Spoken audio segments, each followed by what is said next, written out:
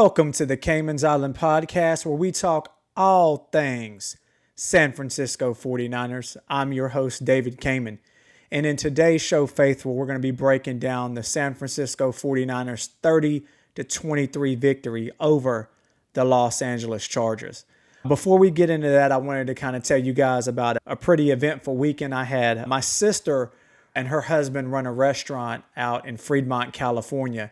And it's about 25 minutes away from Levi Stadium in Santa Clara. And just wanted to say thanks, sis, for getting me the fresh 49ers hat gear. Thanks as always. Also this weekend had an opportunity to meet Johnny from Johnny Dale's Football Academy. Man, if you haven't had an opportunity to check out that channel, please go out there and like and subscribe to that. Johnny is an absolute X's and O's genius. I feel like just having the opportunity to talk to that man for a couple of hours, I feel smarter about just the game of football in general. But guys, he's doing some really good things out there, breaking down game film for the Niners. Like I said, go and check that out. It's really good stuff. I probably spent more time watching his film breakdown than I did preparing for this actual video. But again, just wanted to make mention of that. Also, Nick Martin. Man, Nick, I owe that man an apology. I feel like week one of the preseason, there were times where Nick looked a little bit lost out there. I think in the second preseason game against the Raiders that there was some really bad whiffs on tackling. And I think that some of that frustration kind of carried over into my show for the week 2 preseason game. But wow, this week 3 preseason game, in my opinion, Nick Martin was the highlight of that game. So definitely wanted to give that man his flowers. He was flying around on special teams, making big tackles, flying around sideline to sideline. And if you watch what he did at Oklahoma State, this is what I'm accustomed to seeing. I feel like, man, come mid-season, there's not going to really be a way you're going to be able to keep Nick Martin off of the field. He's just too good, too quick, too good of a talent. And like I said, wanted to make sure I give that man his flowers. Week 3 of the preseason, guys, is hard to watch. I like to cover the Niners, man, talk shop about the Niners in general, but it was absolutely painful watching the first half of that game. O-line play was, for me, a question mark.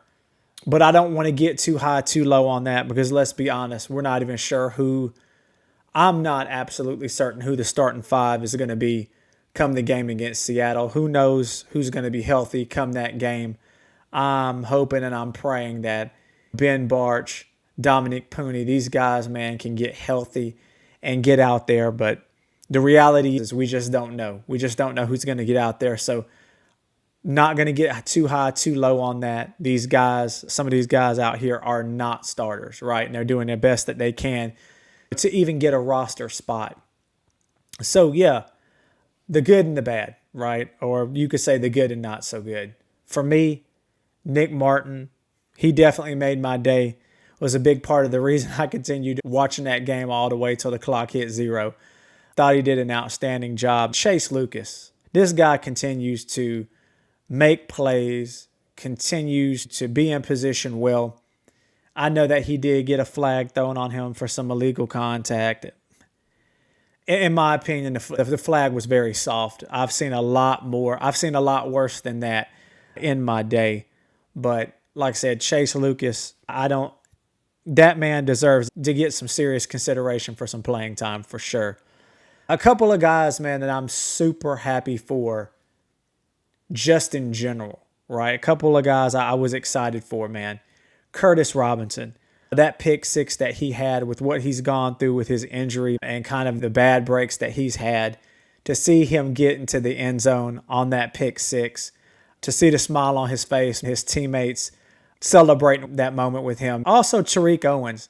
I'm happy for Tariq scoring his first NFL touchdown and him getting the opportunity to do his little end zone celebration. It was good to see. You would think with all the injury woes on the team that, I mean, maybe he'll make the 53-man roster.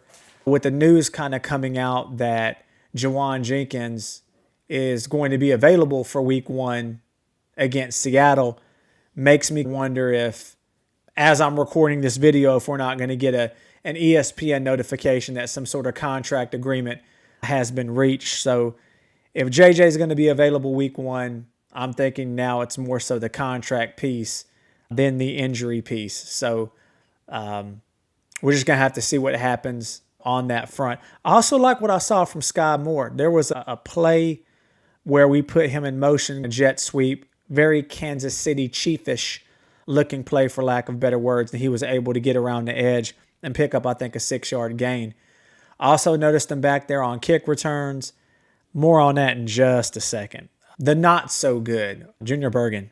He really needed to have an impressive showing in the game. I think he was on the bubble to make the 53-man roster anyway, and him whiffing on that punt was not a good look. I know there was some serious wind. There were some shots from the game where you could just see the flags at the top of the stadium going crazy from that swirling wind. But at the end of the day, catching those punts and returning those kicks, man, are what you're paid for. And I don't want anyone to ever lose their situation. My prayer is that the kid makes it. He's highly successful in the NFL, but that definitely wasn't a good look. The other not so good, in my opinion, and this is just, I think this is another one of those build-ups, man, from just season after season of what I'm seeing, recurring theme. And I know a lot of folks say that I'm very hard on my man Jake Moody, but guys, listen.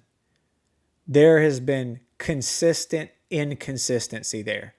Either it's a field goal that we need him to make, or he's doing good. Like, for example, he won us the game last week, career-long field goal. Not an easy thing to do whatsoever. Gets up there on the first extra point to try. Pulls this thing to the left. I really don't think that I want to see the Niners be in a situation where we're in a big game, man, for some serious momentum, and because of a missed field goal, we miss a game. I think we've seen enough body of work to say that we may need to consider getting a more consistent kicker in here than Jake Moody. Again, man, I don't want that man to lose his situation. Perhaps a change of scenery. There's always times, guys, where players leave one team and go on to another team and have much success. That's a recurring theme anyway with the Niners, right? But at this point, I feel like we've seen enough body of work. We've seen enough film. We've watched live with our own eyes where momentum-changing kicks are missed and have cost the Niners some games. So that's an area I feel like for sure needs some improvement. I think it may be time for Kyle to make some calls, man, and get us somebody that can kick more consistently. Tell me what you think in the comments. Was there something else perhaps that I may have missed that you think was a bright spot or maybe even a serious area of improvement for the team? As always, if you like what you saw, please remember to like and subscribe. As always, take care and be blessed.